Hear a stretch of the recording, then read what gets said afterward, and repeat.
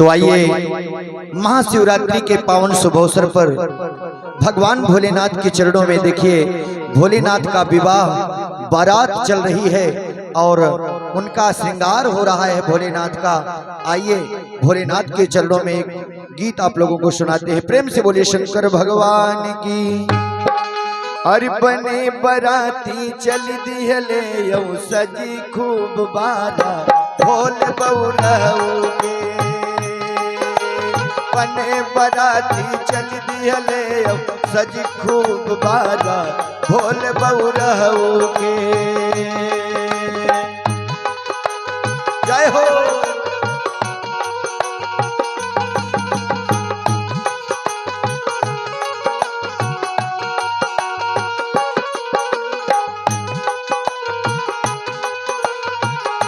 जय हो।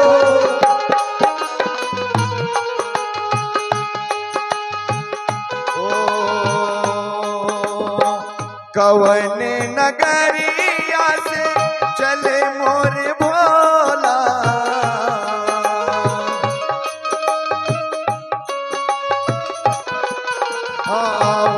ही नगरिया के लोग खुश होला।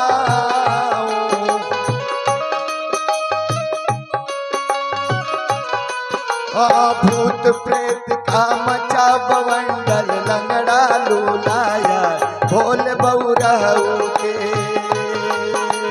बने बराती चल दिहले ओ सजी खूब बारा भोल बउरहुगे।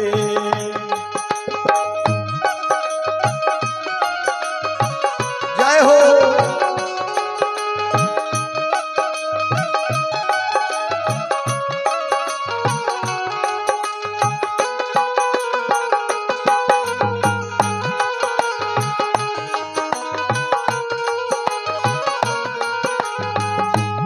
देखिए राजा हिमांचल के दरवाजे पर जैसे ही बारात पहुंचती है और जो नाउन परीक्षण करने वाली रहती है वो देख करके डर जाती है भोले का रूप। ओ उछड़ई दुई फुट नाउनिया देखी भोला के।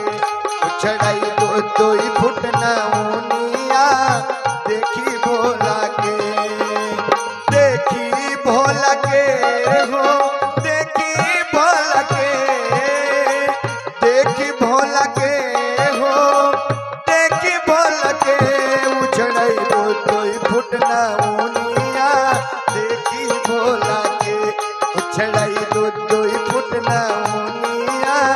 देखी भोला के।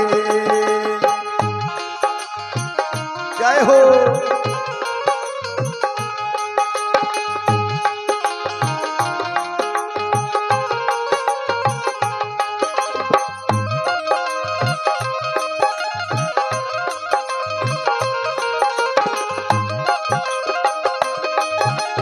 जय हो।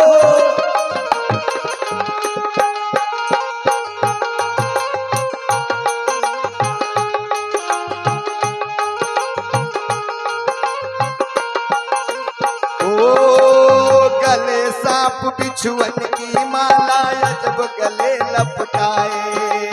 गले सांप बिछुअन की माला जब गले लपटाए।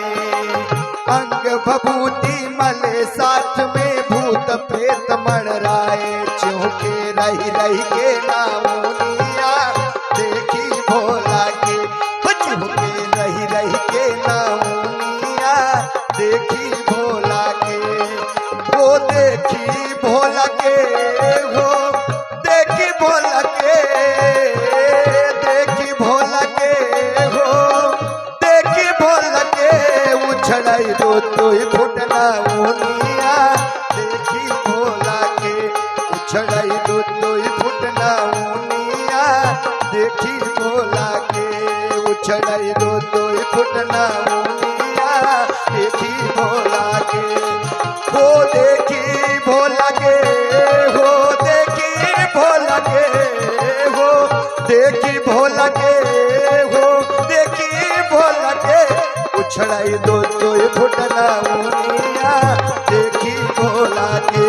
उछड़ाई दुई फुट नाउनिया देखी भोला के। चढ़ दो घुटना मुनिया